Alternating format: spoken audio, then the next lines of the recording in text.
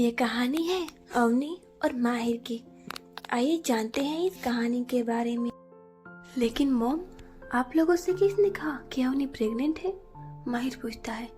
अरे हमने कहा कि अवनी प्रेग्नेंट है।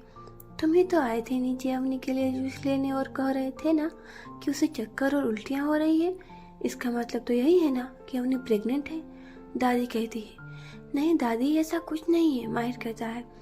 अरे तुम्हें कुछ नहीं पता, ऐसा ही होता है जब कोई पेट से होता है। दादी कहती है। हाँ बेटा, दादी एकदम ठीक कह रही है, प्रेगनेंसी में ऐसा होता है। सुप्रिया कहती है। अरे अब चलो भाई, अवनी बेटे को रेस्ट करने दो, वैसे भी उसकी तबीयत ठीक नहीं है। विजय कहते हैं। सब लोग बाहर चले जाते हैं, लेकिन माहिर और अवनी की तो बात कोई सुनता ही नहीं। तभी माहिर और अवनी कुछ बात करते इससे पहले ही श्रेया रूम में आती है और अवनी को कहती है। अरे अवनी, तुम प्रेग्नेंट हो? लेकिन तुम कैसे प्रेग्नेंट हो सकती हो? आई मीन तुम्हारे और माहिर के बीच में अभी तो ऐसा कोई रिलेशन नहीं है, तो ये बच्चा। तभी अवनी कुछ कहती उससे पहले ही माहिर कहता है। श्रेया अभी तुम जाओ प्लीज, हमें कुछ बात करनी है, प्लीज लीव अस अलोन। माहिर की बात सुनकर श्रेया रूम से बाहर चली जाती है। श्रेया की बातें सुनकर अवनी की आंखों में आंसू आ जाते हैं। माहिर अवनी को देखता है। अवनी उसके दोनों हाथों को अपने हाथ में लेकर कहती है। माहिर सच्ची में मैं नहीं हूँ प्रेग्नेंट। अरे मैं कैसे हो सकती हूँ, मैं तो अभी वर्जिन हूँ। ये कहते हुए अवनी रोने लगती है। माहिर अवनी को अपनी बाहों में भरकर कहता है। शांत एकदम, मुझे पता है तुम नहीं हो प्रेग्नेंट, तुम्हें कुछ भी एक्सप्लेन करने की जरूरत नहीं है, मुझे तुम पर पूरा भरोसा है। माहिर अवनी के माथे को चूम लेता है। लेकिन माहिर सब परिवार के लोगों को कितना खुश है। जब उन्हें पता चलेगा कि मैं प्रेग्नेंट नहीं हूँ तो इन्हें कितना बुरा लगेगा। अवनी कहती है। किसी को कुछ बुरा नहीं लगेगा, माहिर कहता है। वो यही सोच रहा था कि अभी तो अवनी कितनी यंग है, वो खुद एक छोटी सी बच्ची की जैसी है, वो कैसे अभी प्रेग्नेंट हो सकती है। माहिर अवनी को खुद से अलग करता है और उसके सर को चूमते हुए कहता है। मैं अभी डॉक्टर को बुला लेता हूँ, वो ये बता देंगे कि तुम प्रेग्नेंट नहीं हो, और फिर डॉक्टर के कहने पर सब मान भी जाएंगे। So you don't worry, okay? अच्छा आप आराम करो, मैं डॉक्टर को कॉल करके आता हूँ। माहिर अवनी को लौटाते हुए कहता है। अवनी अभी लेट जाती है और माहिर उसे कंबल उठाकर बाहर आ जाता है। माहिर बाहर आकर डॉक्टर को कॉल करके बुला लेता है। वो अभी भी अवनी के बारे में सोच रहा था। ऑफ कोर्स उसे फर्क नहीं पड़ता था कि अवनी वर्जिन है या नहीं। अगर वो वर्जिन नहीं भी होती तो भी माहिर उसे जज करने वाला नहीं था। लेकिन ये सुनकर कि वो अभी तक वर्जिन है, माहिर को अपने अंदर से कुछ अलग ही महसूस हो रहा था। उसे काफी अच्छा लग रहा था। माहिर वापस कमरे में चला जाता है। अवनी बेड पर लेटी हुई थी। माहिर उसके पास बैठते हुए कहता है। How are you feeling now? I तो परफेक्टली फाइन, आई गेस अब डॉक्टर की जरूरत भी नहीं है, अवनी जवाब देती है। माहिर उसके बालों को ठीक करते हुए कहता है। फिर डॉक्टर को दिखा देते हैं, अभी डॉक्टर आते ही होंगे। माहिर उसका माथा चूम लेता है। तभी डोर नॉक होता है और डॉक्टर के साथ साथ सारे घर वाले भी आ जाते हैं। डॉक्टर अवनी को चेक करते हैं। शायद कुछ गलत खाने की वजह से इनके उल्टी आ गई होगी। वैसे कोई सीरियस बात तो नहीं है, फिर भी मैं कुछ मेडिसिन लिख देता हूँ, आप ले लेना। तो क्या अवनी प्रेग्नेंट नहीं है? दादी डॉक्टर से पूछती है। जी नहीं, ये प्रेग्नेंट नहीं है, डॉक्टर जवाब देते हैं।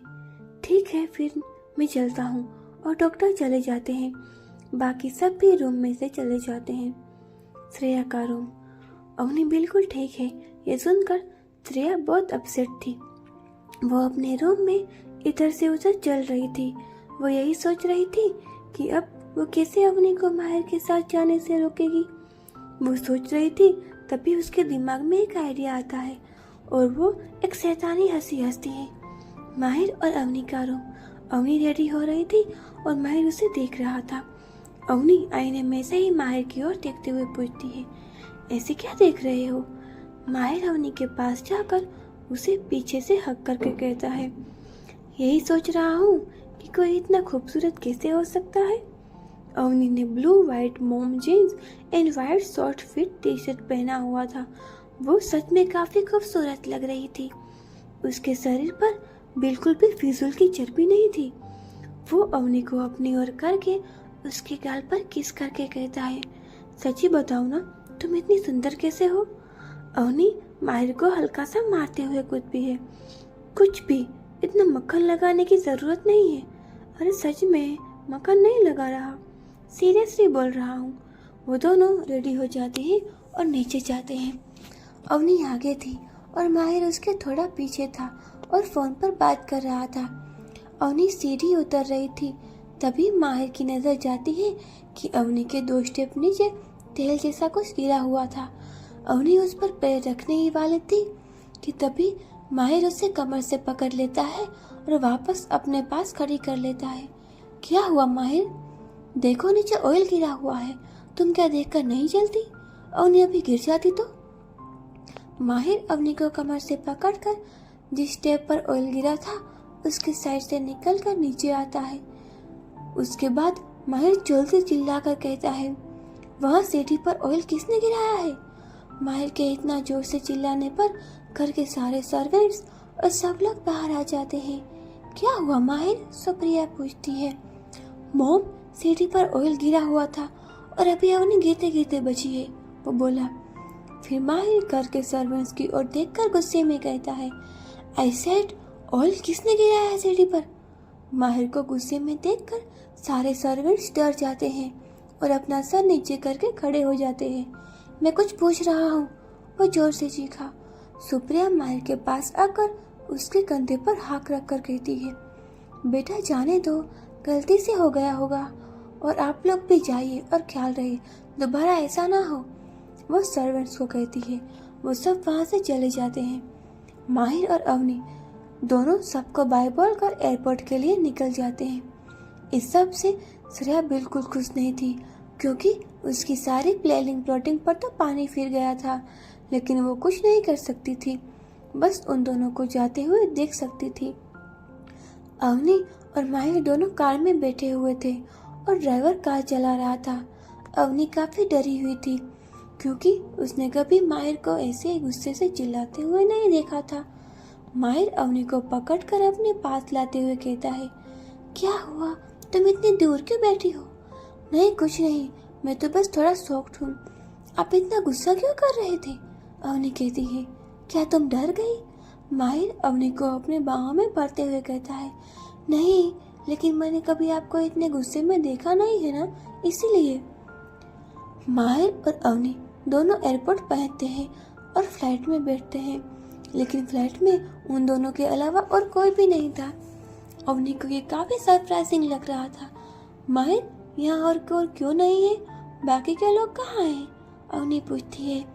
यहाँ हम दोनों के अलावा और कोई नहीं आएगा, ये ओबरॉय फैमिली का पर्सनल प्लान है। ये सुनकर तो अवनी और ज्यादा हैरान हो जाती है, क्योंकि उसे नहीं पता था कि उसका पत्नी इतना अमीर है। दोनों बैठ जाते हैं और प्लेन भी टेक ऑफ करता है। कुछ देर बातें करने के बाद अवनी को नींद आने लगती है और वो अपनी सीट पर पीछे सर रखकर सो जाती है। माहिर देखता है कि अवनी काफी अनकंफर्टेबल होकर सो रही थी, इसलिए माहिर अवनी को उठाकर अपनी गोद में सुला देता है। अवनी के पैर उसकी सीट पर थे और अवनी का हाथ आधा शरीर माहिर की गोद में था। माहिर ने बड़े प्यार से अवनी के सर को अपने सीने से लगा रखा था।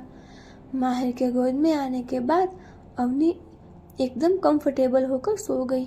अवनी को ऐसे सोते देख माहिर को वो बड़ी प्यारी लगती है। वो उसे गाल पर किस कर लेता है। तकरीबन 3 घंटे बाद वो चेन्नई एयरपोर्ट पर पहुंचते हैं। अवनी अब काफी फ्रेश लग रही थी, क्योंकि वो पहली बार मुंबई से बाहर आई थी, तो उसे सब कुछ देखकर बहुत अच्छा लग रहा था। वो दोनों एयरपोर्ट के बाहर आए, तब तक कार उनको लेने आ चुकी थी। दोनों कार में बैठे, ड्राइवर कार चलाने लगा। हम कहाँ होटल जा रहे हैं? अवनी पूछती है। नहीं, हम होटल नहीं जा रहे हैं, हमारे पास यहाँ एक विला है, हम वहीं जा रहे हैं, माहिर ने जवाब दिया। अवनी को एक बार फिर लगा कि माहिर कुछ ज्यादा ही अमीर है। कुछ देर बाद उनकी कार एक विला के सामने रुकी। दोनों कार से उतरे। अवनी ने देखा तो विला बाहर से बहुत खूबसूरत लग रहा था। वो ओबरॉय हाउस जितना तो बड़ा नहीं था, लेकिन फिर भी वो काफी बड़ा था। सेगर हाउस जितने तो 2 घर उसके अंदर आ जाए उतना बड़ा। माहिर ने अवनी को कमर से पकड़ते हुए कहा, चले अंदर। अवनी ने हाँ में सर हिलाया। दोनों विला के अंदर गए। अवनी अंदर जाकर चारों ओर देखने लगी। कैसा लगा? माहिर ने पूछा। बहुत ही खूबसूरत है, अवनी ने जवाब दिया। माहिर ने पहले ही अपनी आदमियों से कहकर विला की साफ सफाई करवा दी थी। कुछ मेड्स उनके पास आकर बोले, वेलकम सर, वेलकम मैडम। माहिर ने में जवाब दिया। वो दोनों मेड्स चली गई। माहिर अवनी को ऊपर रूम में ले गया। ऊपर जाकर अवनी रूम में देखने लगी। जब वो रूम की बालकनी में गई तो वहां से चेन्नई का मरीन समुद्र दिख रहा था। अवनी ये देखकर बहुत ही खुश हो गई। माहिर ने पीछे से आकर अवनी को हक कर लिया। अवनी ने माहिर के हाथों पर अपने हाथ रखते हुए कहा, यहाँ की सीनरी कितनी सुंदर है। माहिर ने अपना सर अवनी के राइट वाले कंधे पर रखते हुए कहा, चलो हम शावर ले लेते हैं, फिर डिनर के लिए बाहर चलेंगे। कल हम बीच पर चलेंगे। अवनी उसकी तरफ घूमकर कहती है, ठीक है। दोनों रूम में आते हैं। अवनी बैग में से अपने कपड़े निकालने लगती है और माहिर लैपटॉप लेकर काम करने लगता है। मैं आपके कपड़े भी निकाल दूं? अवनी माहिर की ओर देखकर पूछती है। ठीक है, निकाल दो, माहिर कहता है। अवनी अपने हिसाब से माहिर के लिए कपड़े निकाल देती है और अपने कपड़े लेकर वॉशरूम में चली जाती है। कुछ देर बाद अवनी शावर लेकर आती है। तुम रेडी हो जाओ, तब तक मैं शावर लेकर आता हूँ, फिर हम बाहर चलेंगे। ठीक है, अवनी जवाब देती है और अपने बाल सुखाने लगती है। माहिर भी नहाने चला जाता है। ओबराय हाउस। दिव्या, सुप्रिया, दादी, विजय जी चारों हॉल में बैठे हुए थे। अवनी के बिना घर कितना सूना लग रहा है, सुप्रिया कहती है। हाँ मम्मा, भाभी पूरा दिन कुछ न कुछ बोलती रहती है। आज तो ऐसा लग रहा है जैसे घर में कोई है ही नहीं। सब लोग अवनी और माहिर को बहुत मिस कर रहे थे। सिन्हा हाउस। मीरा नेहा के रूम में थी। नेहा, लगता है तुम्हारी बहन तो उस घर में जाकर हमें भूल ही गई। हाँ मॉम, माहिर से शादी के बाद तो उसे लग रहा है कि अब उसे किसी की भी जरूरत नहीं है। यहाँ तक कि उसने माहिर से कहकर हमारी डील भी छीन ली। मॉम, आपको मेरी शादी माहिर से करवानी चाहिए थी। आपने उस अवनी की शादी क्यों करवाई? मॉम, वो इतनी खुशनसीब नहीं हो सकती कि उसे माहिर जैसा हस्बैंड मिले। नेहा कहती है, बेटा मुझे भी कहाँ पता था कि वो माहिर उस अवनी को पसंद करने लगेगा। मुझे लगा इतने अमीर घर का लड़का शादी तो बस दुनिया को दिखाने के लिए ही कर रहा होगा। मीरा आगे कहती है, नेहा अभी भी देर नहीं हुई है। तुम इतनी सुंदर हो और उस अवनी से कहीं ज्यादा हॉट हो। तुम माहिर को फंसा लो। एक बार अगर तुम उसके साथ सो गई, उसके बाद उस अवनी को आसानी से माहिर की जिंदगी से बाहर कर देना। हाँ मॉम, अब तो मुझे भी माहिर चाहिए, मैं उसे पाकर रहूंगी, नेहा कहती है। चेन्नई। माहिर और अवनी दोनों रेस्टोरेंट में पहुंचे। माहिर ने एक प्राइवेट रूम बुक किया था। दोनों अंदर गए तो मैनेजर ने खुद आकर उनका स्वागत किया। माहिर और अवनी दोनों रूम में आते हैं। माहिर पहले अवनी की चेयर आगे करके उसे बिठाता है और फिर सब रखी चेयर को खींचकर अवनी के पास रखा और खुद भी बैठ जाता है। क्या खाना पसंद करोगी तुम? माहिर अवनी को मेनू देते हुए पूछता है। अवनी मेनू लेकर देखती है। कुछ देख कर वो माहिर को मेनू वापस देते हुए कहती है, आप ऑर्डर कर दें, मुझे तो कुछ समझ में नहीं आ रहा। इसमें सब साउथ इंडियन डिशेस के नाम है ना, इसलिए। माहिर अवनी से मेनू लेकर ऑर्डर कर देता है। ऑर्डर लेकर वेटर चला जाता है। कुछ देर बाद वेटर खाना लेकर आता है और टेबल पर रखकर प्लेट में सर्व करने लगता है। तभी माहिर उसे रोककर कहता है, तुम जाओ। वेटर चला जाता है। उसके बाद माहिर खुद पहले अवनी की प्लेट में खाना सर्व करता है और फिर खुद अपनी प्लेट में खाना रखता है। दोनों खाने लगते हैं। ये लो, ये भी खाओ, तुम बहुत कमज़ोर हो, तुम्हें ज़्यादा खाना खाना चाहिए। माहिर अवनी की प्लेट में और भी खाना रखते हुए कहता है, मैं कहाँ से आपको कमज़ोर लग रही हूँ? अवनी कहती है, अरे देखो तुम कितनी पतली हो। माहिर कहता है, मैं कोई पतली नहीं हूँ, मैं बिल्कुल फिट हूँ, मेरा वजन पूरा 50 kg है। देखिए मेरे शरीर में जहाँ मांस होना चाहिए वहाँ पूरा मांस है। अवनी अपने चेस्ट पर हाथ रखते हुए कहती है। उसे ऐसे देखकर माहिर स्माइल करने लगता है। जब अवनी माहिर को हंसते हुए देखती है तो उसे रियलाइज होता है कि वो क्या बोल रही थी और उसका हाथ कहाँ है। वो झट से अपना हाथ हटाते हुए कहती है, आप क्या हंस रहे हैं?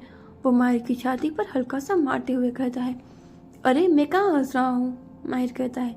दोनों डिनर करके वापस विला आ जाते हैं। वापस जाकर माहिर अपने काम में लग जाता है क्योंकि उसकी कल मीटिंग थी। अवनी भी थक गई थी इसलिए वो भी सो जाती है। अगर आपको ये कहानी पसंद आ रही है तो चैनल को लाइक शेयर और सब्सक्राइब ज़रूर करिए और प्लीज़ कमेंट्स करते रहिए।